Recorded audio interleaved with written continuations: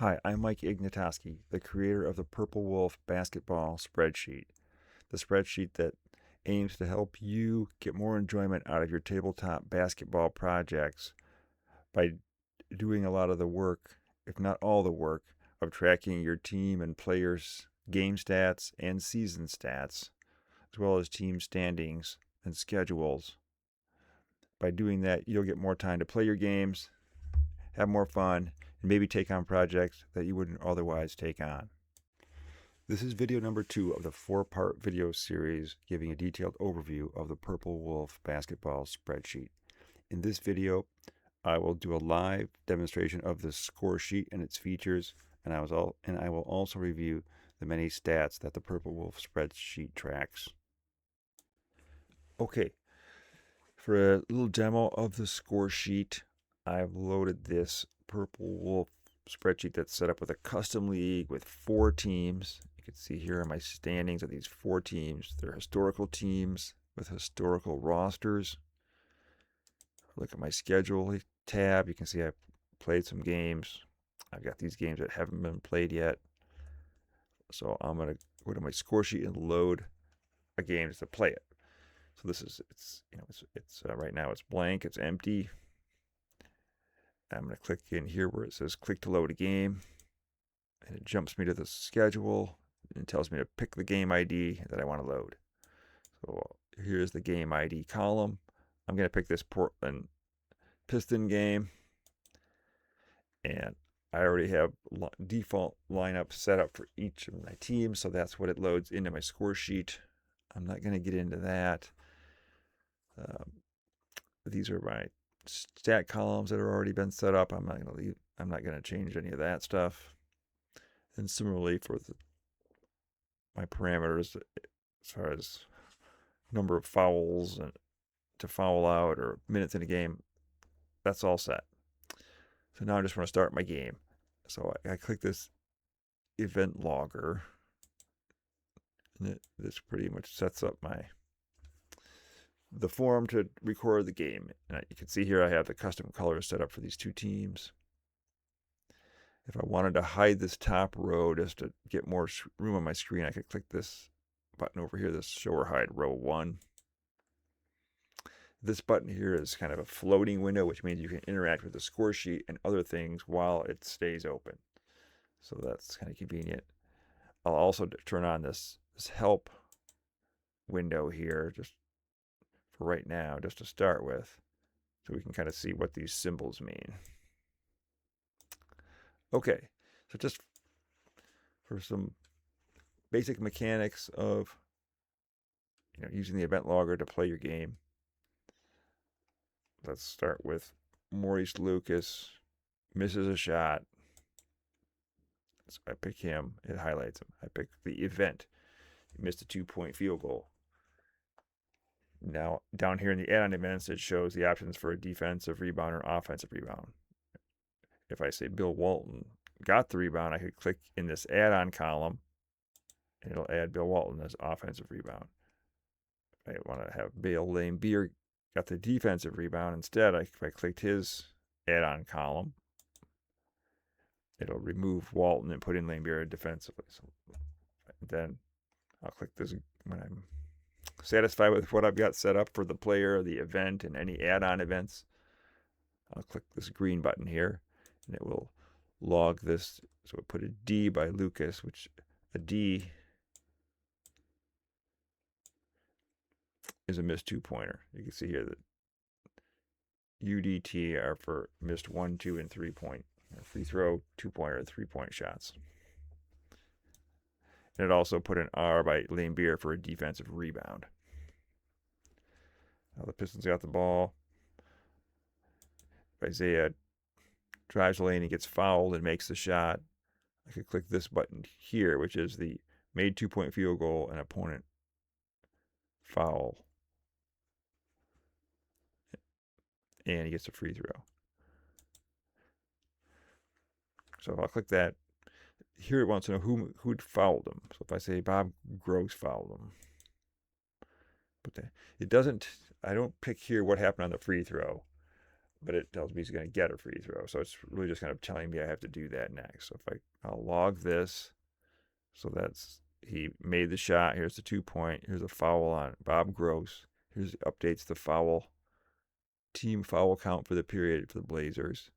They put the 2 points in the period score for the Pistons right here. And now I would go and do my free throw. So I'd pick Isaiah again. If I say he made it, I'd click this. If he missed it, I'd click this.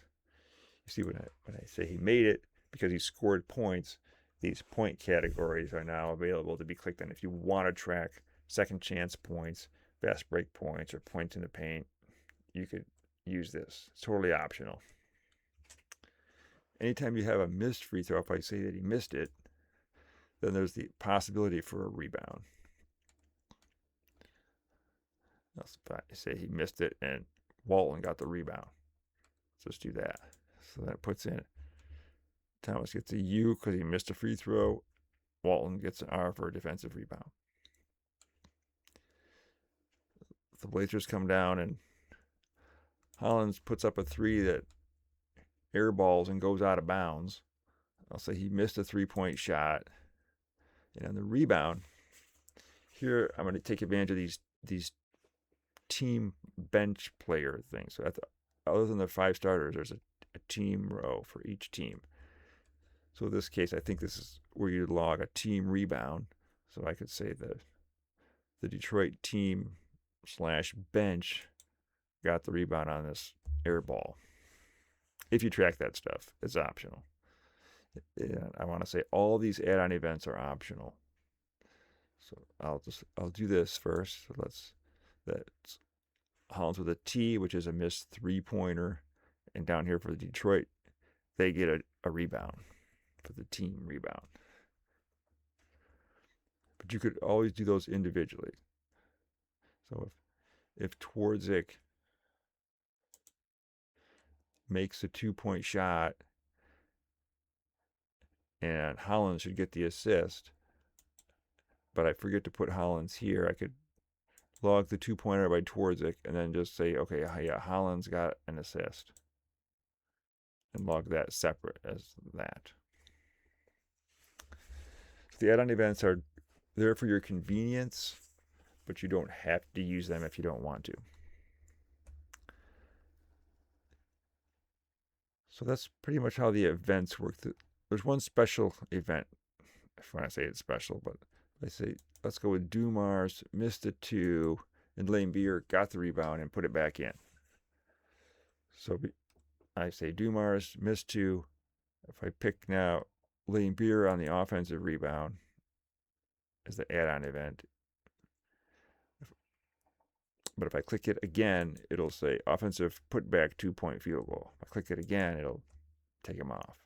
So this is the only one right now that has 3 options of nothing, offensive rebound, and offensive putback. And let's just do that. So we'll see Dumars then gets a D for a missed 2-pointer. Laneberry gets an O for offensive rebound and a 2 for a 2-point shot. Some other things with steals and blocks. If Hollins steals it, I'll say who'd he steal it from? If I say, oh, he stole it from Isaiah, so then that would give a steal to Hollins and a turnover. This V is a turnover for Thomas. That's the gist of that, of the event logger. Hopefully it's kind of intuitive once you get going.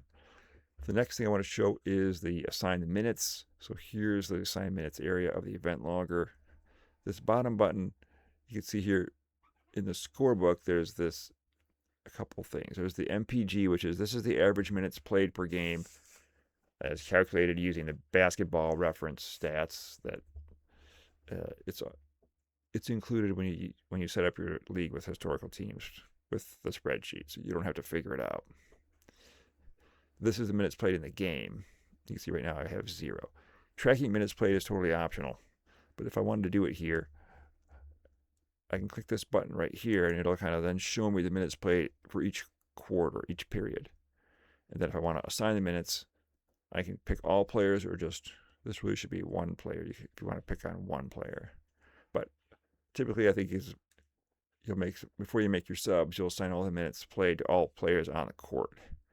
And I'm going to say I want to assign 4 minutes to all these people. So I'll say add minutes. So there's the 4 minutes for those 5 guys and these guys. And then the total minutes is 60.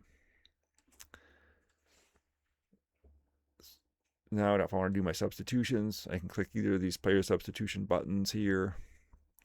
That brings up the substitution form. I can make some changes. You can see here, I'm going to take Walton out and put in this Robin Jones guy. So as soon as I move Walton down with this arrow, you'll see here it says changes detected. So it knows that he did something. And I'm going to move up this guy. I'll take Gross out and put in the Wally Walker. And again, you can adjust the order if you want using these buttons here. But now when I click apply, what it'll do is just what it says. It'll apply. So it'll update who's highlighted, which is who's in the game, and it'll update who's the players on the event logger form. So let's see that happen. I click this, there it updates it here and updates it here. And then if I want to go on to make my piston subs, I just click this button here where it's switch teams. So I can just switch back and forth. Make my subs here. I'll take Liam Beer out and put in Edwards. Take out McGuire and put in Rodman. Call it good. There you go. That's how you do your subs. So that's the basics of using the event logger to play your game. And what I'll do now is kind of fast forward this game just to finish it up so you can see how the other parts work. Okay, I kind of fast forward and ran my little game simulator code to finish this game. You can see here the Blazers won handily, 122-96, but I want to show a couple other things. So one is in these personal fouls, you can see how they're color coded, and those reflect the settings in the config sheet for what's considered foul trouble. This is like foul trouble considered 4 fouls, and fouling out for 6 fouls.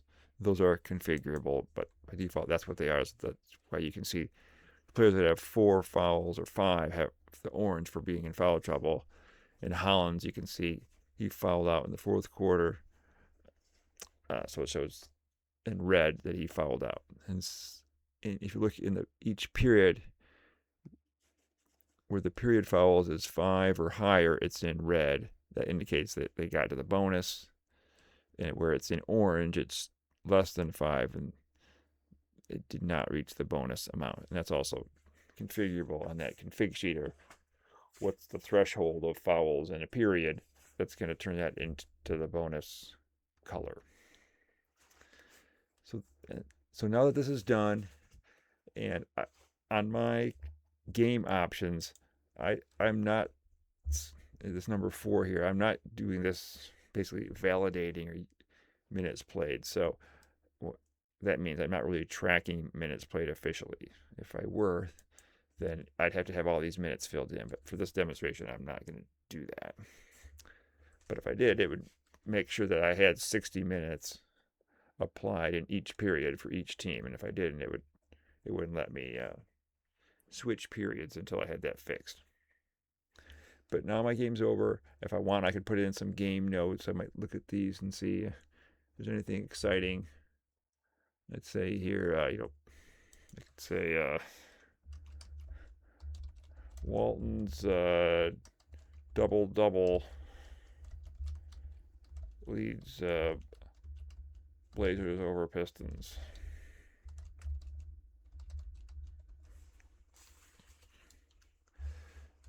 You can see here, these are all the stats for the game.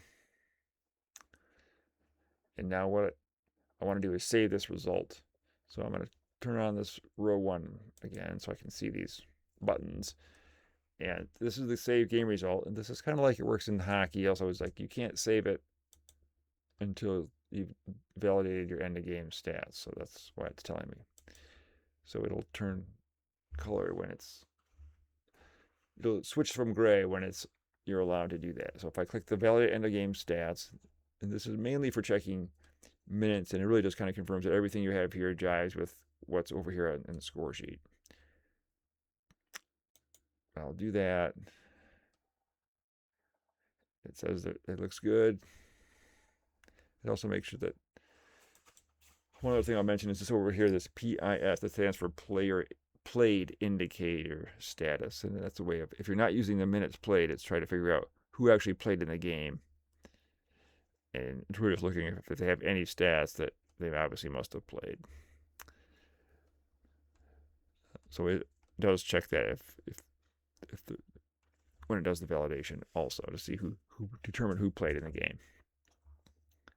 Okay, so now this button's purple. I'm going to click it to save the result of the game and my stats. So I'll click that. Now it does a few Excel backflips to save these stats. It says they were successfully saved. Now, do I want to save my spreadsheet? Yes, I do. That's another game option. It's a good thing to do. Now I can look at my schedule. So here's the game I just played now. It has the Blazers in green because they won, the Pistons in reddish pink because they lost. Look at my standings. These are already up to date, but I could click this button to, if I needed to update them for whatever reason, you can always update them. So that's basically that's how you finish up the game. Also, I should show the box score. So once you've validated your end of game stats, you can generate a box score. So let's do that. So I go here, and it generates that kind of somewhat classic looking box score for your game, including the notes. If you wanted to print this, you could click this button here to say prep for print, and it will select this, and you could print your selection, maybe save it as a PDF or something. Similarly, on the score sheet, you can prep this to print to the PDF, and it kind of highlights just the score book portion and your game stats. So if I were to do this and then say, yeah, print, and then I here check print to PDF, and I would say, yeah, print my selection. I like printing it on this bigger paper. This is what it would print. And this is a way maybe to, if you wanted to save your game like as an image, as a PDF file that you wanted to then post in something. If you didn't want to post the box score, you could post this. And that's kind of a nice way to save your games. Because once you clear your score sheet, it saves all the stats, but that's all that it really saves. So one thing I'll show down here is these are the event logs. So you can see all the events that were logged for the game. And now if we look at the stat sheets quickly, let me use my little navigator here. Go to my stats, player game log. I could go here to, what was this game we played here? The game ID was 9, Portland versus Detroit. So if I went to the player game log and just picked this game ID, 9, Portland, Detroit, this is where you can see this is all the stats for the game for each player. And this is where it gets saved, and this can then be used for computing your cumulative stats.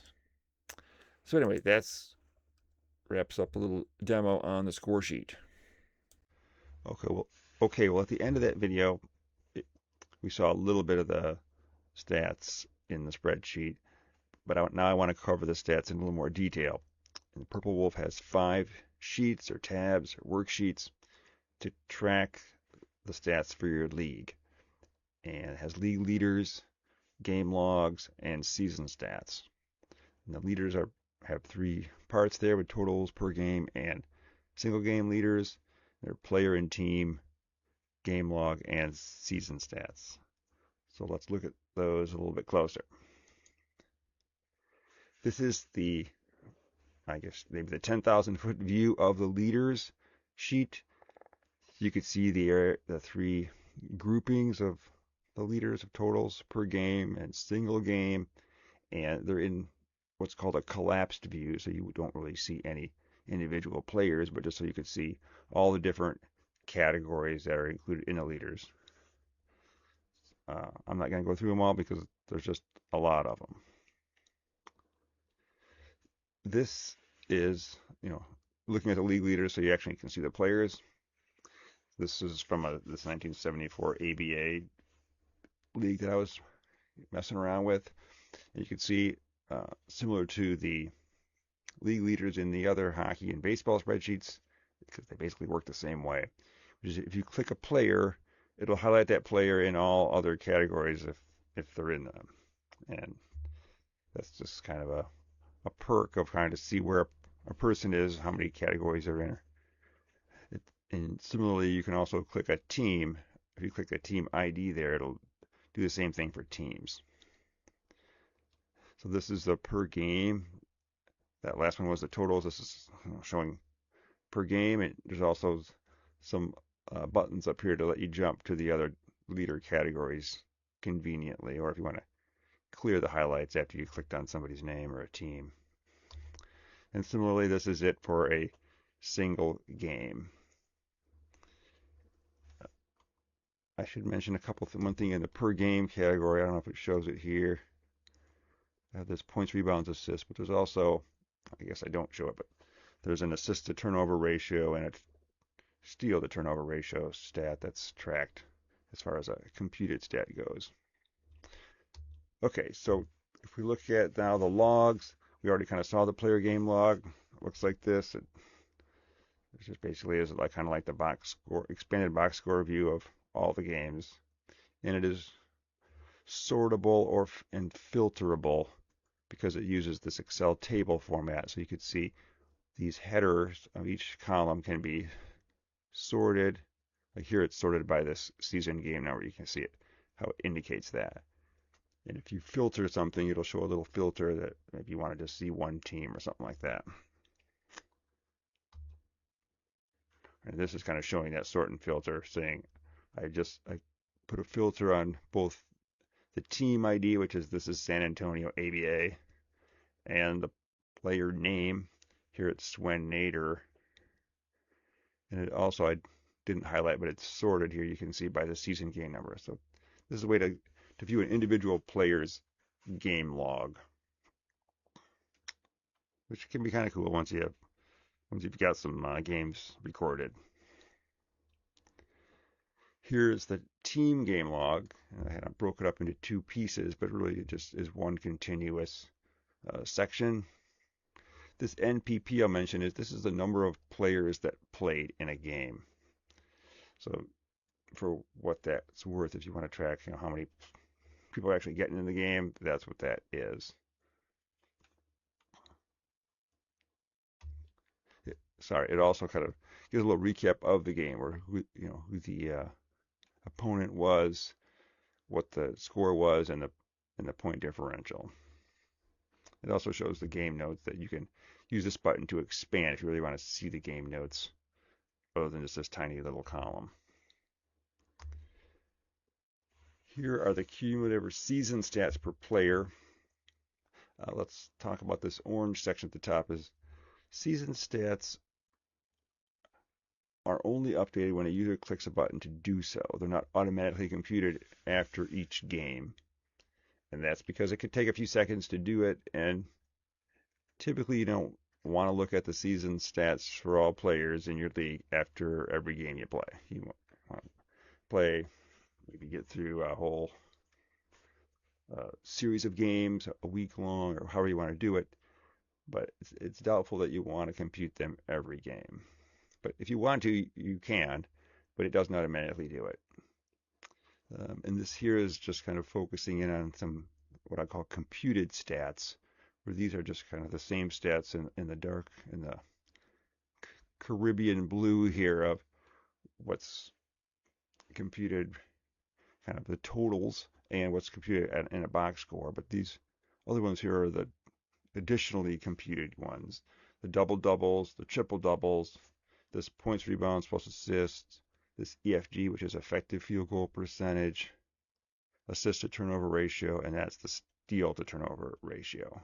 And then here in this yellow column header section, you can see these are all the per game stats. So for each player, you can see there's their totals and then their per game.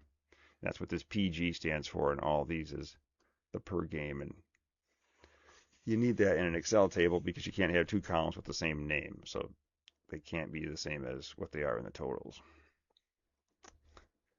And this is similar for the team season stats. Same kind of thing. I may need to make these columns here a little bit wider on the per game because these numbers are kind of dense, but they're all there. And this is an easy way to look at your league as a whole. You'll see all your teams at once. You can kind of sort them by however you want to sort them to compare them. And down here at the bottom where it shows, when you're looking at the season team stats, you also can see kind of your league stats, your league averages and your league totals.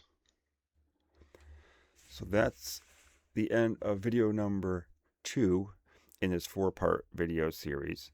I hope you'll watch the next video, video number 3 of the PurpleWolf overview, where I'll cover how to create a league, or one of the 3 different kinds of leagues you can create in the PurpleWolf spreadsheet.